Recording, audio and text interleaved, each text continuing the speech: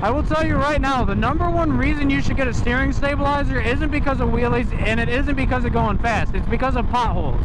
Even when you're going fast or you're wheeling, usually it's because you hit a pothole or some uneven surface, and that's exactly what puts you into a crazy speed wobble. Get a steering stabilizer, they're worth it. I gave you a real life example. Not intentionally, but scarily. Especially on these highways that are like the concrete, like you can see all these seams. They have like a corner chipped out of them. I actually haven't ridden with this. This is my first time trying this out. My GPR V5 steering stabilizer, and I'm gonna actually put a whole tutorial video up for this installation that I did earlier, because I actually have not seen one on YouTube or anything before. That is a gorgeous house. Oh, and there's a fastback, like a 60s Mustang in there. That's awesome. But anyways, it's Jixer Uppies, and I want to talk about my brand new GPR V5 steering stabilizer that I have on my 2025 ZX6R, also known as the 636. It took me about a month to get this because I ordered it through the dealership with the gift card that they provided me. I only paid about $250 out of pocket, as opposed to the full price. I think it's about $525, and then plus taxes, obviously. So my first thing that I want to preface in this is my first time ever owning a bike that didn't have a steering stabilizer on it, because I've always owned Gixxers, and they come with them from the factory. Even the 600s, I'm pretty sure. But I know for a fact the 750s and 1000s all come with them from the factory. And even the ZX10s, the new ones, come with them from the factory. But for whatever reason, the ZX6s don't. So this was my first time riding a high CC sport bike, because if you want to consider my Ninja 250, it was technically a sport bike. I didn't have a stabilizer on that, but it's, you know, it's a 250, whatever. But anyways, I never had one on before this, and it was very different. And I can tell you, it's already so much different riding this now, because like the flickability is just, I don't know, it's so much more responsive in the flickability, and I think that's because the resistance works with you. When you lean one way, it doesn't allow it to go back the other way. And it's really nice because even at slow speeds and stuff, there's all sorts of these tiny movements from the pavement. You know, you hit the little tar strip, and it's just a little bit raised up from the rest of the asphalt, and, you know, rocks and dirt and sand and everything, and that stuff will move your tire around and make your steering all weird, and you'll feel it. You'll get feedback from it, and it'll mess you up. It's not the most pleasant. Huh, I almost bought a truck from that guy before. But then I looked at the Carfax, and it was, they changed the odometer. It had 180,000 on the odometer, but I Carfaxed it, and it had, I think, like 480,000. But yeah, just like steering right there, and to be fair, I do have this pretty stiff, but it's so much different. And it's better in every way.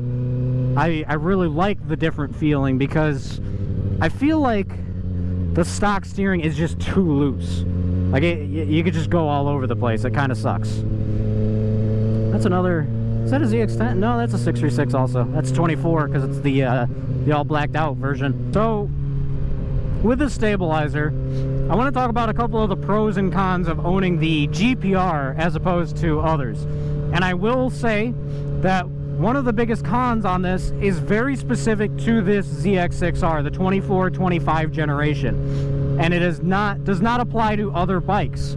So if you're looking at this and you have like a CBR or something, do your own research, because I don't know for sure, but I know for a fact that it's not been a thing on the previous generations, the 23 and before ZX6Rs. The biggest thing that sucked about this was the installation, because if you can't tell, this is a different triple tree on here, because the stock one, the ignition would actually point, and you'd have to like shave your key off or something if you wanted it to fit with the original one. So this is a completely different triple tree. Now again, as far as I'm aware, no other bikes require that, and it's normally just this bracket that's on the gas tank bolts that hold the gas tank down. Do your research, make sure. The tutorial that I'm going to put out of me installing this, I have never seen a tutorial for these 2425 ZX6s, because everything that I have looked at before was just that bracket. So this is a completely different installation than 98% of other motorcycles. So keep that in mind as I talk about the cons to this, because again, the biggest con is only a con on this bike, and it doesn't really exist on the others. So that biggest con that I was talking about, you have to change the entire triple tree. Now, a part of the process of that means changing out the ignition onto this triple tree from the factory one. The problem with that is you have to drill out the security screws. They're basically just rivets, because there's no way for you to twist them out. You have to drill or angle or like get a little Dremel and cut it to be able to get it out. It is a pain to try and do that, and it kind of sucked to have all that extra work just for a steering stabilizer. Once it's done, it's done. It's not really a problem. But another one of the cons is it's probably voiding the warranty, and I'll look this up and add it into this video if I can find any confirmation, but I'm pretty sure that it voids your warranty because you drill into the ignition screws and changed out the factory triple tree.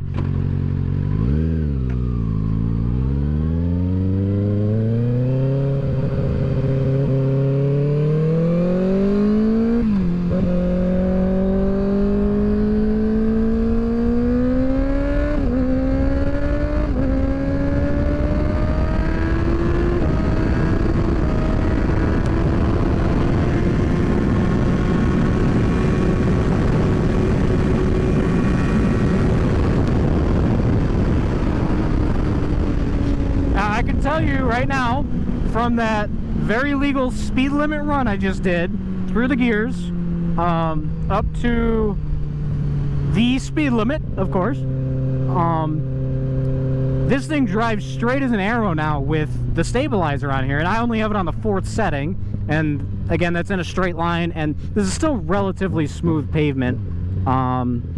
There's much worse highways that I've been on that have potholes, and especially the expressways where there's the concrete and there's just huge gaps, and those things will give you little wobbles. It's not going to put you into an actual, like, you know, lock to lock on the steering tank slapper, but it's still going to mess you up and scare you a little bit, because it's like I'm doing 65 miles an hour and I get a little wobble just because I hit a pothole. So steering stabilizers, absolutely get one.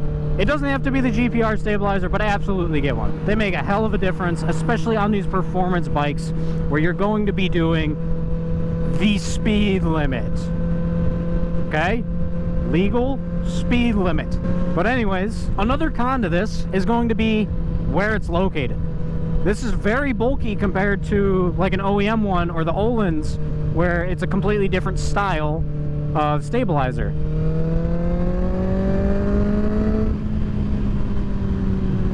So the thing about that is it covers up where your fork stem nut is. The problem with that, if you have a quad lock phone mount or even the RAM phone mount, if you have a mount for your phone, GPS, whatever,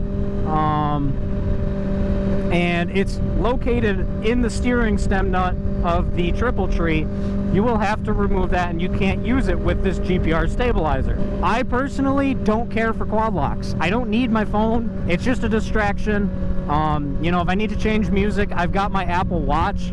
I can flip to it at a stoplight. I can skip, pause my music, whatever, and I can even look at the GPS on my watch. So I really don't care to have my phone out. I think it's just an extra distraction that you don't really need. I have what's called a Stella, and it goes on the back of your phone, and it's just a magnet, but it'll stick to your gas tank. My phone's still there. Now, I'm not gonna do, you know, anything crazy, but it'll stick. One recommendation I would have, I have the iPhone 16 Pro Max. It's a bigger phone. Get the bigger magnet. They have a plus version of this. If you need to whip out your phone, you can set it on your tank and you have the magnet. I don't think you need a quad lock.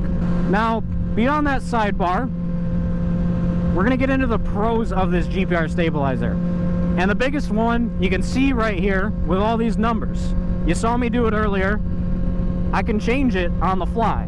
I can make it more resistant, I can make it less resistant, and it'll change the flickability of everything because I won't have to put as much pressure on the bars to move it around. Now, I would turn this down at slower speeds, you know, not go over like 4 on a road like I'm doing right now. But you can crank it up to like 5, 6, 7, 8 even if you're on a highway going in a straight line, just doing top speed runs or whatever. Speed limit runs. That is the biggest pro, is that you can just adjust this thing on the fly. You can't do that with other ones. You can adjust them, but you can't adjust them while you're riding, and based on what, you know, where you're at and how you're riding and stuff. So keep that in mind. You can still adjust the other ones, but you can't do it while you're riding. Another pro, and it's actually one of the reasons that I went with this, because originally I didn't know you had to change out the triple tree either. It ended up being a lot more work than I wanted. We got it done either way, but one of the reasons that I was drawn to this over the Ohlins, which I think Kawasaki's OEM one is Ohlins. I think it's the same thing, just rebranded as Kawasaki OEM instead of Ohlins. This is a lot cheaper. It's about $225 cheaper than that Kawasaki OEM one. And I can't speak for the Ohlins if you bought it directly from them. The Kawasaki OEM one was $750, and as I said, this one's $525. If you want the cheaper option, this is actually the cheaper option. Don't cheap out and get an Amazon one. Don't get some eBay fake one. Get the name brand stuff, because this is literally your life on the line with these. And these things will literally save your life in certain events. So if you don't want to completely break the bank, again, it was still over $500. So you can spend that other $225 towards your exhaust. Now, I'm gonna go catch the sunset.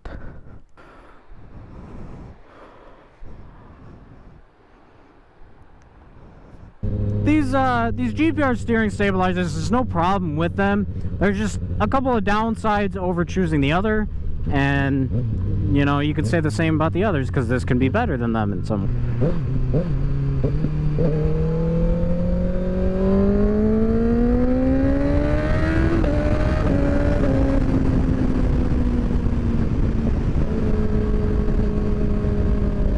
I don't know, it's just so nice. Like, even when I take off and accelerate, this thing is just so much more grounded in the sense that the wheel just stays straight. Because when I would take off, normally it would just be, you know, these slight movements, and that would just, it doesn't feel good. But this thing feels so much more grounded. Like, obviously you could still pop the wheel up, but the wheel stays straight. It doesn't, you know, jitter side to side from all the small incremental things on the road.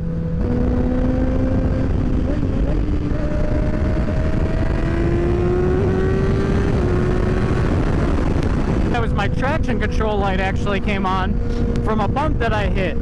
Now, if you noticed, I didn't go into a wobble. If I didn't have this, I would have wobbled, because I've done it before on that exact bump, and I kind of just forgot it was there because this thing's so much smoother with a stabilizer. But that is, again, a perfect example of why you should definitely get one, because that just, you know, keeps the front end grounded. It doesn't allow the steering to get upset.